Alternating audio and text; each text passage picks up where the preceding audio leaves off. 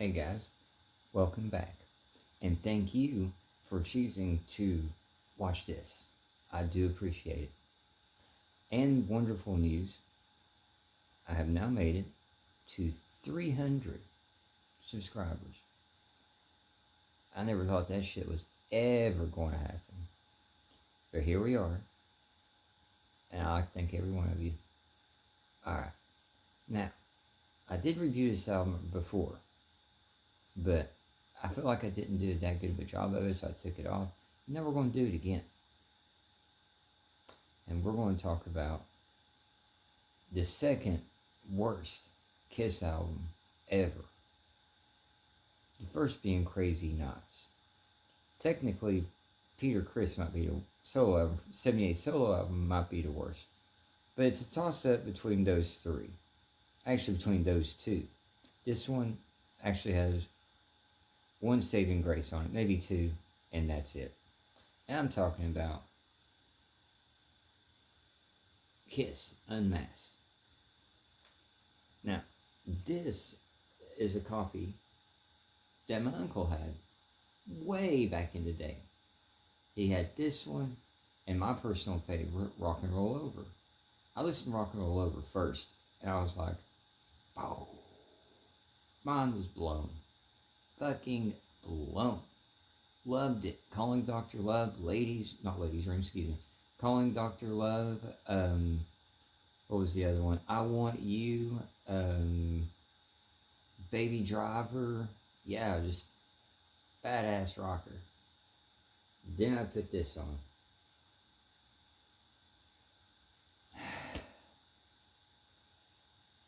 I never heard of Kisco at that point. And Kisco, by the way, in case people don't know it, is Kiss and Disco. If Kiss and Disco fucked, it would be called Kisco. That's what it would be.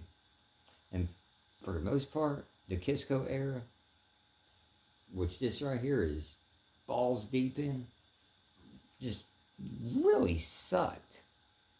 Not as bad as the 80s. I might get some shit on that, I might get some heat, but I'm sorry, man. 80s Kiss is just, but alright. Well, except for Creatures of the Night and Revenge. And spots here and there. But for the most part, 85-90% of 80s Kiss is just, yeah. But yeah, Creatures of the Night, awesome. Revenge, awesome. Music from the Elder, it's got its moments. Okay, now but back to, yeah, getting off track here. All right,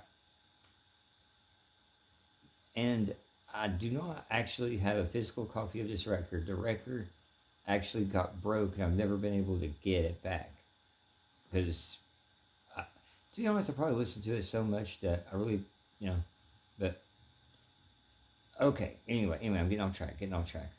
But I'll just let you know because I don't think these are in order from the actual record, but we'll go with it. First off, we got Easy as It Seems.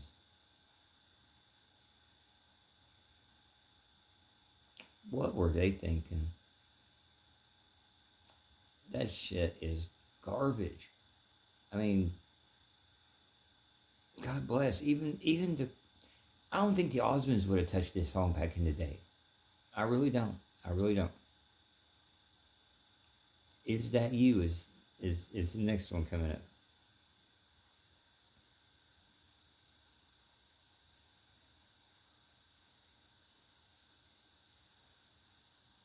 I have no words to describe how bad that song is.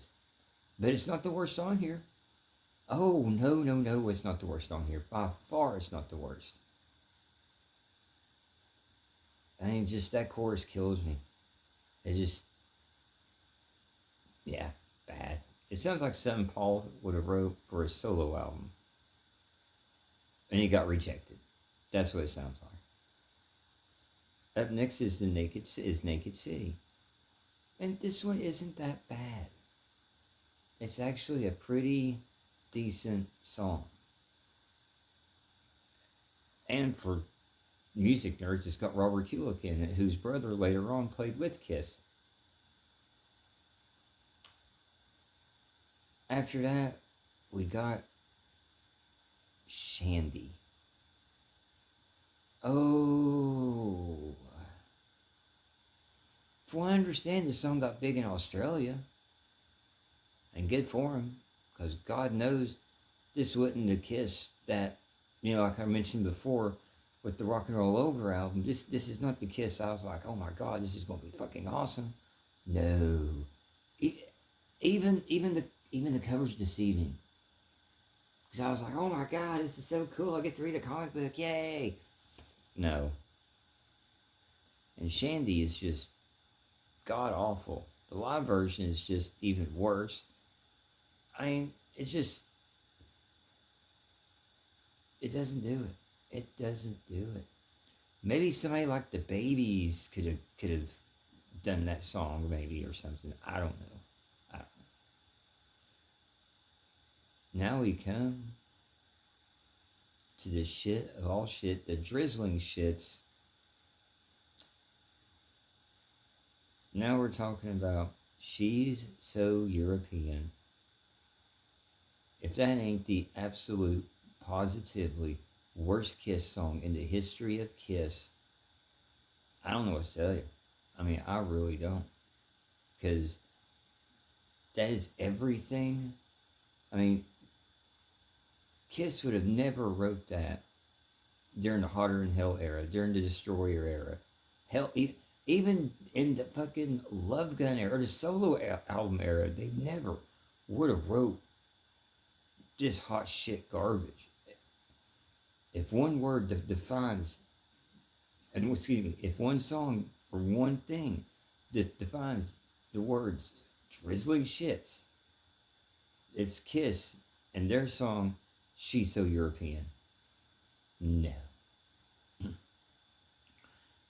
Next up, we have probably the saving grace of this album, and possibly and definitely the best song on this album. It's not really that good of a song either, but yeah, it is the best song on here. That's Talk To Me. Ace Frehley, once again, the savior of Kissco, delivers. And this is definitely not one of his best efforts, but compared to everything on here, this is the best thing on here. That's all. Alright. Next up is Tomorrow. The less that is said about it, the better. On to the next one. Torpedo Girl. This does have a funky ass bass line. But that's where it ends. That's where it ends. That is where it ends. Alright. Next up, Two Sides of the Coin. Possibly the worst Ace Frehley song ever. Not a fan. Alright. Next up is What Makes the World Go Round. Are they trying to swing a beat on this? I don't know. Another bottom of the barrel. What were they thinking song? And then we got You're All That I Want. Now I do have a difference of opinions on this one. Now back in the day, Kiss released a 5-disc set, whatever it was, and had a bunch of their demos and shit on it. And one of the demos was You're All That I Want.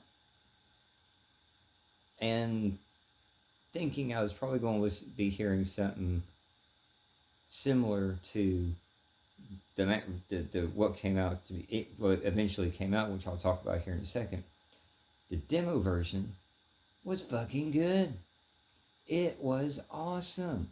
It was all acoustic kinda, I mean, it didn't have the bells and whistles on it. It didn't have the bombastic production that Vinnie Poncier did for Dynasty and Unmasked.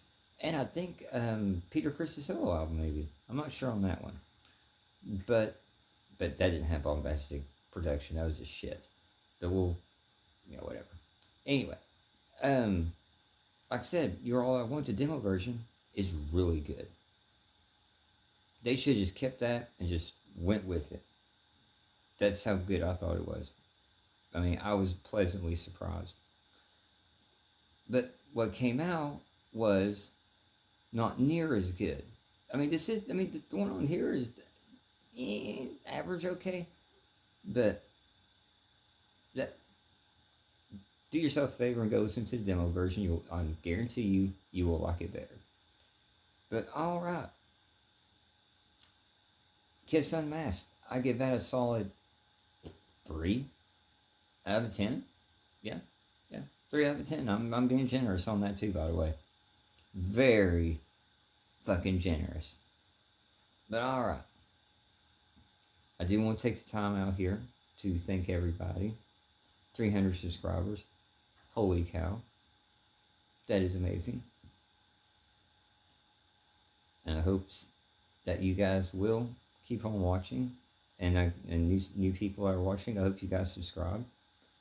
Because all I do is just talk music, post up stuff about cars.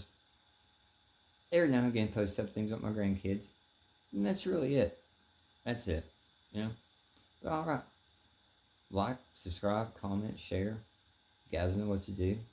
And I'll catch you in the next one. Alright.